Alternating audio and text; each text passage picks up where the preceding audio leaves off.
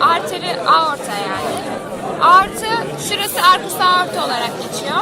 Burası 3 dala ayrılıyor. Bunlar şu büyük olan truncus brachiocephalicus, şu ikincisi arteria subclavia, bu da arteria carotis communis. Bu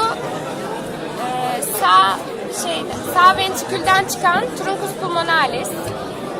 Buradan evet, arteria pulmonalisleri ayrılıyor. Bunlar kırmızı gözükenler de vena pulmonalisler, 4 tanedir. Şöyle bakarsak yukarıdan gelen vena cava superior, aşağıdan gelen vena cava inferior. Büyük arterler, venler bu kadar. Şimdi kalbin kendi venlerine bakalım, koroner venler. Bunlar aortanın başlangıç kısmından, bulbus aortadan çıkar. Yaklaşık 3.75 santimetre çapında kan kalbe getirir her pompalamada. Sağ taraf. Bunlar sol taraftan gelenler.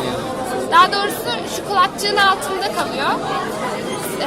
Sol koroner arter 2 dala ayrılıyor. 2 büyük dala. Bunlardan birisi öne geliyor, birisi de arkaya gidiyor. Bu arteria circumflexus. Bu da arteria interventricularis anterior, yani LAD olarak adlandırılıyor. LAD, sulcus interventricularis anterior'da seyrediyor.